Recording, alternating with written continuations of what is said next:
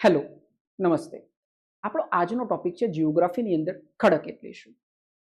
આપણે basic level પર એટલું સમજીએ છીએ કે ખડકના કેટલા પ્રકાર હોય છે. તો આપણે આજે એ સ્ટડી કરીશું કે ખડક એટલે શું અને ખડકના કેટલા પ્રકારો હોય છે અને કેટલાક એના એક્ઝામ્પલ્સ હોય છે. તમારા એક્ઝામની અંદર એવું પૂછાતું હોય છે કે કોઈક એક્ઝામ્પલ આપી શકે છે અને એમ પૂછી શકે છે કે ગ્રેનાઇટ છે નીચેનામાંથી કયો ખડક છે, એ રીતે પૂછી શકે છે સિમ્પલેસ્ટ વેમાં. અને એમ પૂછી શકે છે કે રૂપાંતરિત ખડક એટલે શું, તો એનું એક્ઝામ્પલ હોય ને એનાથી રૂપાંતરિત ખડક હોય. આપણો આજનો જે વિડીયો છે એ કન્સેપ્ચ્યુઅલ બેઝ પર છે કે ખડક એટલે શું, એના પ્રકારો એટલે શું, એના એક્ઝામ્પલ્સ એટલે શું. આપણે નેક્સ્ટ એવા વિડીયો બનાવીશું જેની અંદર થોડું ઇનડેપ્થ થશે.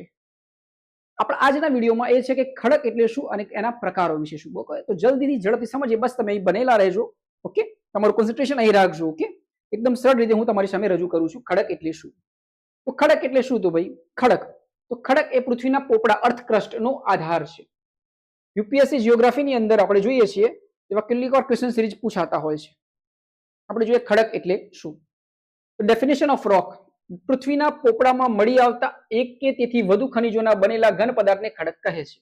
તો શું યાદ રાખવાનું કે પૃથ્વીનો પોપડો હોય એની અંદર એક થી વધુ ખનિજો જે મળી આવે છે. ઓકે, ખનિજો પછી આપણે સમજીશું ખનિજ એટલે શું. આપણે યાદ રાખવાનું ખનિજ શબ્દ આવો છે. તો એક થી વધુ મળી આવતા ખનિજોના બનેલા ઘન પદાર્થને ખડક કહે છે. આ ટોપિક ક્લિયર થાય છે? ઓકે,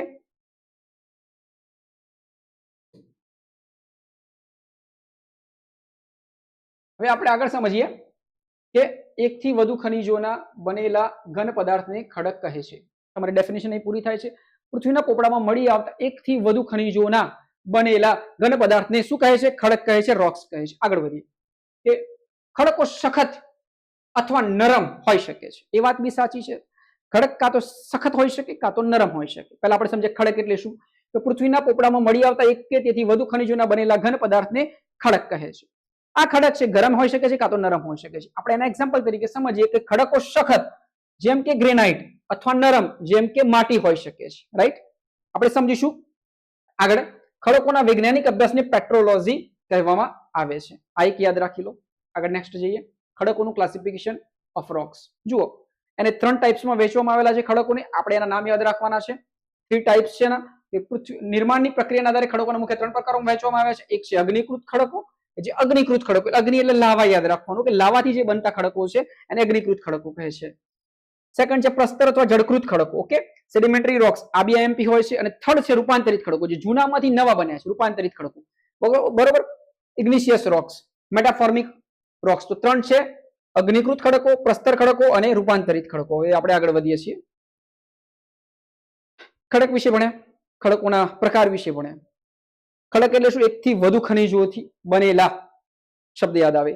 ખડકોના પ્રકારોમાં યાદ રાખવાનું અગ્નિકૃત, સેડિમેન્ટેશન, ઔષાધી, અને 3 છે રૂપાંતરિત ખડકો. રૂપાંતરિત ખડકો એટલે એકમાંથી બીજું રૂપાંતર થાય, સમજાય છે વસ્તુ. અને અગ્નિકૃત ખડકો એટલે લાવા માંથી બનેલા ખડકો, જ્વાળામુખી લાવા માંથી બનેલા ખડકો. આપણે આગળ વધ્યા. ઇગ્નિશિયસ રોક્સ, અગ્નિ. તો જે જ્વાળામુખી હોય છે એની અંદર શું નીકળે છે? અગ્નિ નીકળે છે. ઓકે, કેટલીક જે અગ્નિકૃત લાવા હોય છે, બરોબર, એ કાં તો નીચેની બાજુ જમા થાય છે, અંદરની બાજુ. કેટલાક બહાર આવે છે અને બહાર ઠંડો પડે છે. ઓકે, તો આપણે એ કન્સેપ્ટમાં સમજીશું. ઓકે, અગ્નિકૃત ખડકો એને પ્રાથમિક ખડકો કહે છે. એવો શબ્દ પૂછાય કે પ્રાથમિક ખડકો નીચેનામાંથી કયા ખડકો? યાદ રાખવાનું અગ્નિકૃત ખડકો. ઇંગ્લિશમાં નામ છે ઇગ્નિશિયસ રોક. નિર્માણ જોઈએ. પૃથ્વીના પેટાળમાં, અંદર પૃથ્વીના પેટાળમાં રહેલો ગરમ મેઘમાં અથવા સપાટી પર આવેલો લાવા ઠંડો પડીને ઘન સ્વરૂપ ધારણ કરે છે, આ ખડકો બને છે. યાદ રાખવાનું અહીં શું મહત્વનું છે? મેઘમાં. ગરમ જે મેઘમાં છે એ સપાટી પર આવે છે કાં તો અંદર રહીને ઠંડો પડે છે, ઘન સ્વરૂપ ધારણ કરે છે, આ ખડકો બને છે, જેને અગ્નિકૃત ખડકો કહે છે. તેને પ્રાથમિક ખડકો પણ કહે છે, કારણ કે બાકીના બધા ખડકો આમાંથી જ બને છે. તમને ક્વેશ્ચન સિરીઝ પૂછાય કે નીચેનામાંથી કયા ખડક પ્રાથમિક ખડકો છે, તો આપણે લખવાનું અગ્નિકૃત ખડકો. પણ કેમ અગ્નિકૃત ખડકો પ્રાથમિક ખડકો છે? કારણ કે બાકીના જે ખડકો ભણશો તમે એ આ જ ખડકોમાંથી બનેલા હોય છે. જેમ કે માની લો કે રૂપાંતરિત ખડક છે, તો અગ્નિકૃત ખડકમાંથી રૂપાંતરિત થયેલું હોય છે, સમજાય છે ને વસ્તુ. એટલા માટે કહેવાય પ્રાથમિક ખડક.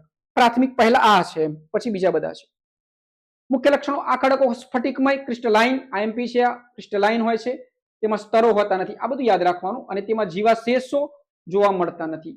તો જુઓ, આમાં એક વસ્તુ પોઝિટિવ છે. શું છે? ક્રિસ્ટલાઇન હોય છે. બાકી બંને નેગેટિવ છે. સ્તરો નથી અને જીવાશેષો ફોસિલ્સ જોવા મળતા નથી. ઓકે, એટલે કે અંદર કોઈ એવી કાર્બનિક વસ્તુઓ કે ફોસિલ્સ જોવા મળતા નથી. ઓકે, જીવાશેષો જોવા મળતા નથી, કારણ કે એટલું બધું ટેમ્પરેચર હોય કે ત્યાં બધું અસ્તિત્વ ના હોય આ બધી વસ્તુનું. તો આપણે શું યાદ રાખવાનું, ખાલી ક્રિસ્ટલાઇન છે એટલું યાદ રાખવાનું, સ્ફટિકમય છે. તમને પ્રશ્ન પૂછાય અગ્નિકૃત ખડકો વિશે નીચેનામાંથી કઈ બાબતો સુસંગત છે, તો આપણને એટલી ખબર હોય છે કે આ પ્રાથમિક ખડક છે. હા ભાઈ છે. એની અંદર શું હોય તો ક્રિસ્ટલાઇન હોય, સ્ફટિકમય હોય, પણ એની અંદર સ્તરો ના હોય ને જીવાશેષ ના હોય. હા, એ વાત બી સાચી છે. પછી આગળ વધીને જોઈ લેવાનું કે બાકીના બધા ખડકો આમાંથી બનેલા છે અને મેઘમાં હોય છે, કાં તો અંદરની બાજુ કાં તો બહારની બાજુ આવીને ઠંડો પડે છે. હવે આપણે એના એક્ઝામ્પલ્સ આગળ સમજીશું, પણ પહેલા એના પેટા પ્રકારો સમજી લઈએ. જે હું કહેવા માંગતો હતો, અંતસ્થ અગ્નિકૃત ખડકો, અંદરની બાજુના અગ્નિકૃત ખડકો, અને બાહ્યસ્થ અગ્નિકૃત ખડકો, બહારની બાજુના અગ્નિકૃત ખડકો. જ્યારે મેઘમાં હોય છે પૃથ્વીના અંદર જ, પૃથ્વીના અંદર આપણી પૃથ્વી છે, મેઘમાં છે જ્વાળામુખી બહાર આવે છે તો એ લાવા બહાર આવે છે, બરોબર, પણ અંદર જ મેઘમાં પૃથ્વીની અંદર ધીમે ધીમે ઠંડો પડે છે. અને ઉદાહરણ તરીકે ગ્રેનાઇટ અથવા ગેબ્રો. તમને પ્રશ્ન પૂછાય ગ્રેનાઇટ નીચેનામાંથી કયા ખડકનું ઉદાહરણ છે, તો અગ્નિકૃત છે, તો સાચી વાત છે, બરોબર. ગ્રેનાઇટ અગ્નિકૃત ખડકમાંથી જ બને છે, પણ તમને એનાથી ડિટેલમાં પૂછાય અંત અગ્નિકૃત ખડક, તો હા, એ અંત અગ્નિકૃત ખડક અંદરની બાજુ મેઘમાં છે એ ઠંડો પડે છે ત્યારે જે બને છે એને ગ્રેનાઇટ કહે છે. બાહ્ય કહે તો બહારની બાજુ આવીને મેઘમાં ઠંડો પડે છે, તેમાં બહ પરથી બાહ્ય સાલ્ટ યાદ રાખવાનું. શું? બહાર બાજુ, બાહ્ય અગ્નિકૃત. તો લાવા સપાટી પર આવી ઝડપથી ઠંડો પડે છે. ઉદાહરણ તરીકે બેસાલ્ટ. ભારતનું દક્ષિણનું ઉચ્ચ પ્રદેશ આનું બનેલું છે. તમને પ્રશ્ન પૂછાય કે ભારતનું દક્ષિણનું ઉચ્ચ પ્રદેશ નીચેનામાંથી કયા ખડકો સાથે જોડાયેલું છે, તો અગ્નિકૃત તો ખરા, પણ બાહ્ય અગ્નિકૃત ખડકો સાથે જોડાયેલું છે. તો આ તો કન્સેપ્ટ આપણે જે સમજવાનું હતું. ઓકે, તો આપણે જોયું, શું જોયું કે અગ્નિકૃત ખડકો જોયા, અને પ્રાથમિક ખડકો કહે છે કારણ કે આમાંથી બીજા બધા ખડકો બને છે. અગ્નિકૃત ખડકો તો પેટાળની અંદર ગરમ મેઘમાં હોય છે, કાં તો અંદર જમા થઈ જાય છે, કાં તો બહારની બાજુ આવીને એ સપાટી પર જમા થાય છે. સમજીએ એમના મુખ્ય લક્ષણો શું હોય છે. એની અંદર તો સ્ફટિક ક્રિસ્ટલાઇન હોય છે, પણ એની અંદર જીવાશ્મેષો હોતા નથી અને લેયર્સ હોતા નથી. ઓકે, સ્તરો હોતા નથી.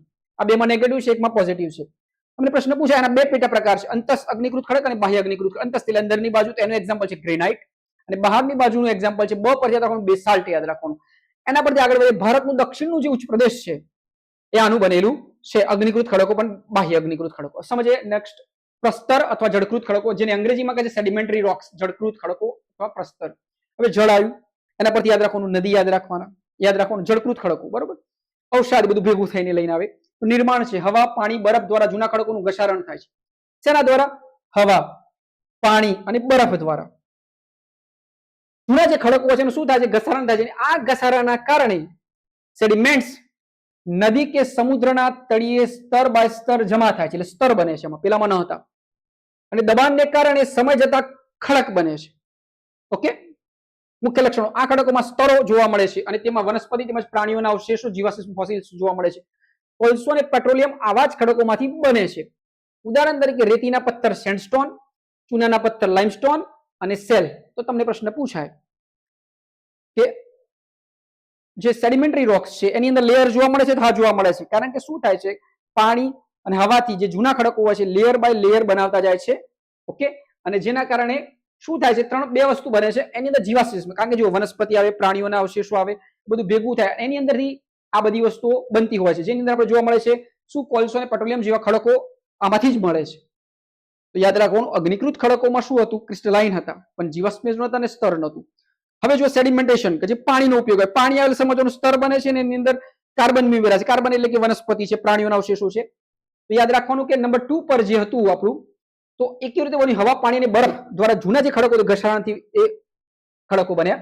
એના લક્ષણોમાં સ્તર બને છે, હા બને છે. તેમાં વનસ્પતિ તેમજ પ્રાણીઓના અવશેષો જોવા મળે છે, જોવા મળે છે. કોલસો અને પેટ્રોલિયમ આવા જ ખડકોમાંથી મળે. તમને પ્રશ્ન પૂછે કોલસો અને પેટ્રોલિયમ નીચેનામાંથી કયા ખડકોમાંથી મળે છે? તો સેકન્ડ નંબર યાદ રાખવાનું, સેડિમેન્ટરી રોક્સ. ઓકે, ઉદાહરણ તરીકે પછી બીજા એક્ઝામ્પલ જોઈએ, સેન્ડસ્ટોન. એટલે સેન્ડસ્ટોન રેતી યાદ રાખવાનું કે આ રીતે પાણી દ્વારા જ આવી હોય તો સેન્ડસ્ટોન. પછી ચૂનાના પથ્થર, તો બે એક્ઝામ્પલ લખવાનું, અને સેલ કે તો બે એક્ઝામ્પલ લખવાનું કે સેકન્ડ નંબર પ્રસ્તર ખડક, જળકૃત ખડક અથવા સેડિમેન્ટરી રોક્સ. ઓકે, પ્રસ્તર, જળકૃત અથવા સેડિમેન્ટરી રોક્સ. હવે જોઈએ થર્ડ, રૂપાંતરિત ખડક, મેટામોર્ફિક રોક્સ. ઘણીવાર છે ને અંગ્રેજી નામ બી પૂછાઈ શકે છે, એટલે આપણે યાદ રાખવાનું. ઓકે, અગ્નિકૃત ખડક, પ્રસ્તર ખડક, થર્ડ રૂપાંતરિત. રૂપાંતરિત એટલે એકમાંથી બીજામાં રૂપાંતર. તો નિર્માણ, જ્યારે અગ્નિકૃત કે જળકૃત ખડકો પર અતિશય તાપમાન અને દબાણ આવે છે ત્યારે તેમનું મૂળ સ્વરૂપ, બંધારણ, ગુણધર્મો બદલાઈ જાય છે. આપણે યાદ રાખવાનું, તાપમાન અને દબાણ. કોઈ બી વસ્તુમાં બદલાવ લાવવા માટે કાં તો તાપમાન વધારી દો, બરફ હોય એનું તાપમાન વધારી દઈએ તો પાણી થઈ જાય, રાઈટ છે. પાણી હોય તેનું તાપમાન ઘટાડી દઈએ તો શું થઈ જાય? બરફ થઈ જાય. સમજાય છે વસ્તુ? એ જ રીતે તાપમાન અને દબાણમાં ફેરફાર થવાથી રૂપાંતરિત થાય છે. તો યાદ રાખવાનું કે જ્યારે અગ્નિકૃત ખડક હોય કે જળકૃત ખડક હતા, એની અંદર તાપમાન અને દબાણનો જ્યારે તફાવત જન્મે તો ત્યારે મૂળ સ્વરૂપ બદલાઈ જાય છે, બંધારણ અને ગુણધર્મો બદલાઈ જાય છે અને પછી જે ખડકો બને છે એને રૂપાંતરિત ખડકો કહે છે. આ ખડકો ખૂબ જ સખત અને મૂલ્યવાન હોય છે. ઉદાહરણ તરીકે ભાઈ આપણે એક્ઝામ્પલ ઘણી વાર પૂછાય, આ એક્ઝામ્પલ વધારે પૂછાતા હોય છે કે રૂપાંતરિત ખડક આમાંથી શું બન્યું, આમાંથી શું બન્યું. ઓકે, તો ચૂનાનો પથ્થર હતો એ આપણો કયો હતો? પ્રસ્તર ખડક, જળકૃત ખડક હતો, રાઈટ છે. હવે એમાંથી બદલાઈને આરસપહાણ બને છે, માર્બલ બને છે. તો એ રૂપાંતરિત ખડકનું ઉદાહરણ છે. માર્બલ એ શું છે? રૂપાંતરિત ખડકનું ઉદાહરણ છે. ગ્રેનાઇટ હતો, અગ્નિકૃત ખડક હતો અને અગ્નિકૃત ખડક હતો, તો બદલાઈને નિસ બને છે. એટલે આપણે છે ને કેટલીક વાર ટ્રીક રાખવાની, ગ્રેનાઇટનો ઘ છે તો જેનિસ છે એટલે નિસ યાદ રાખવાનું. સેલ બદલાઈને સ્લેટ બને છે, યાદ આવ્યું. ચૂનાનો પથ્થર છે એમાં ખાલી એટલું યાદ રાખવાનું છે માર્બલ બને. ચૂનાના પથ્થરમાંથી માર્બલ બને છે, ગ્રેનાઇટમાંથી નિસ બને છે અને સેલ બદલાઈને સ્લેટ બને છે. ગ્રેનાઇટ છે અગ્નિકૃત છે, ચૂનાનો પથ્થર અને સેલ છે જળકૃત ખડકોના ઉદાહરણો છે. એમાંથી શું બદલાયું? તો સેલ બદલાઈને સ્લેટ બને છે. આટલું એક્ઝામ્પલ તરીકે યાદ રાખવાનું. ઘણા બધા છે, આપણે આગળ સ્ટડી કરીશું. આપણે કન્સેપ્ટ સમજવાનો છે, ખડક શું છે, ટાઈપ્સ કેટલા છે અને એના એક્ઝામ્પલ કેટલા છે. ઓકે, 50% કોર કન્સેપ્ટ સમજો, બરોબર? એટલું રટ ના કરો.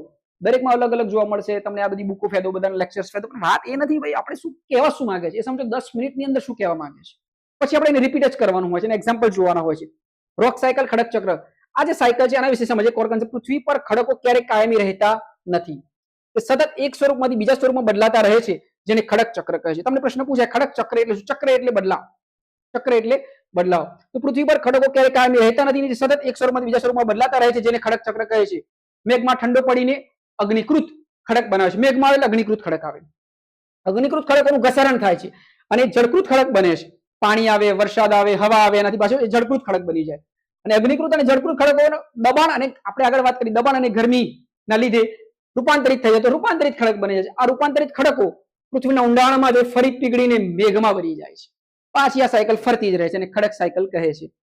યુપીએસસી પ્રિલિમ્સમાં અને મગજના મુદ્દાઓ હોય છે ઘણીવાર. તો આર્થિક મહત્વ શું છે? તો જળકૃત ખડકોમાંથી ખનિજ તેલ મળે છે, કોલસો મળે છે. જે વચ્ચેનું જે રૂપાંતરિત વચ્ચે જે આપણે સમજાવ્યું સેડિમેન્ટેશન રોક, તો એની અંદર આપણે કીધું કે હવા પાણી દ્વારા જે ઘસારો થાય છે, નીચે સ્તર બાય સ્તર બનાવે છે અને ફોસિલ્સ જમા થાય છે. હવે આપણે સમજ્યું છે કોલસો અને આપણે પેટ્રોલિયમ શેમાંથી મળે છે? આપણા વનસ્પતિ અને પ્રાણીઓના અવશેષોમાંથી બને છે. તો જળકૃત ખડકોમાંથી ખનિજ તેલ, કોલસો મળે છે. જ્યારે અગ્નિકૃત અને રૂપાંતરિત ખડકોમાંથી શું મળે છે? સોનું, લોખંડ, તાંબુ, હીરા જેવા મૂલ્યવાન ખનિજો મળે છે. આ તમારી માટે આઈએમપી લાઈન છે, બરોબર?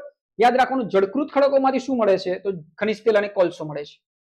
ખનિજ તેલ અને કોલસો રિલેટેડ ટુ જળકૃત. જળ યાદ રાખવાનું, લિક્વિડ ફોર્મ યાદ રાખવાનું. ઓકે, જળ કેવું, પાણી કેવું, લિક્વિડ, તો એમાંથી લિક્વિડ મળે છે એટલું યાદ રાખવાનું. ખનિજ તેલ અને એમાં પેટ્રોલિયમ. ઓકે, ખનિજ તેલ, કોલસો મળે છે. હવે જુઓ અગ્નિકૃત ખડકો, તો અગ્નિકૃત ખડકોમાંથી કેવું? અગ્નિ એટલે હાર્ડ, તો એ તપાય. આપણે કહેતા તપવું પડે તો સોનું આવે તો રિલેટેડ ટુ અગ્નિ, લોખંડ આવે તો અગ્નિ, તાંબુ આવે તો અગ્નિ, હીરા આવે તો અગ્નિ. તો આ ટાઈપના જે ખનિજો છે એ મળે છે અગ્નિકૃત ખડકોમાંથી. આ એક કન્સેપ્ટ યાદ રાખવાનું. જમીન નિર્માણ, સોઇલ ફોર્મેશનમાં બેસાલ્ટ એટલે આપણે કીધું અગ્નિકૃત ખડકોનું એક ઉદાહરણ, પણ એમાં કોઈ બહિર અગ્નિકૃત ખડક બહાર આવીને જે લાવા જમે છે, બેસાલ્ટ અગ્નિકૃત ખડક ના ઘસરણથી કપાસ માટે ઉત્તમ કાળી જમીન બને છે. ઓકે, બેસાલ્ટના લીધે શું બને? કાળી જમીન બને છે. આ કઈ રીતે ઉપયોગી છે? આપણે જમીન નિર્માણમાં ઉપયોગી છે આ ખડક. સ્થાપત્ય, આર્કિટેક્ચરમાં કેવી રીતે ઉપયોગી છે?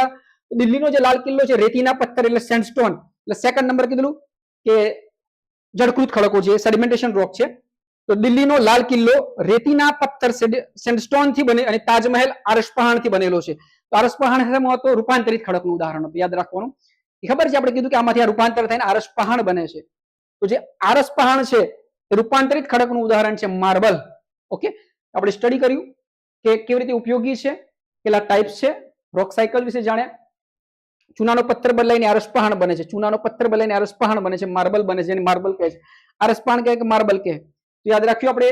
છેલ્લું વાક્ય જોયું આપણે. દિલ્હીનો લાલ કિલ્લો કે તો રેતીના પથ્થર સેન્ડસ્ટોન અને તાજમહેલ કે તો આરસપહાણ. પણ આરસપહાણ બને છે ચૂનાના પથ્થરમાંથી. ગ્રેનાઇટ બદલાઈને ગ્રેની બને છે, સેલ બદલાઈને સ્લેટ બને છે. તો આપણો આજનો જે ટોપિક હતો એ હતો અગ્નિકૃત ખડક અને એના ટાઈપ્સ વિશેનો હતો. ઓકે, આપણે એ જાણ્યું આજે કે ખડક એટલે શું અને ખડકના પ્રકાર એટલે શું. ઓકે, એના એક્ઝામ્પલ્સ જોયા. તમારા એક્ઝામ્સની અંદર આ રીતે પૂછાતું હોય છે, એના એક્ઝામ્પલ પૂછાતા હોય છે, કાં તો શેમાંથી શેમાં રૂપાંતરણ થતું હોય છે પૂછાતું હોય છે. કેટલીક બાબતો સ્કીપ થઈ જશે કારણ કે અમારું મેઇન કન્સેપ્ટ તમારી સુધી પહોંચાડવું. કોર કન્સેપ્ટને જલ્દી સરળતાથી તમે સમજી શકો, બોરિંગ ના થાવ એ રીતે તમારી સામે પહોંચાડીએ છીએ. તમે અમારી સાથે બનેલા રહો. અમારી ચેનલ સમજાવો અને સબસ્ક્રાઇબ કરો, લાઈક કરો. અમે બની શકે એટલા સરળ રીતે તમારી સામે કોઈ બી ટોપિકને રજૂ કરતા રહીશું. તમે અમને સાંભળ્યા જોયા એ બદલ ધન્યવાદ. તમારો કિંમતી સમય અમને આપ્યો તે બદલ ધન્યવાદ. તમે અમારી ચેનલને લાઈક કરો, સબસ્ક્રાઇબ કરો અને પોતાની જાતને ચાહતા રહો અને પોતાની ઉપર કામ કરતા રહો.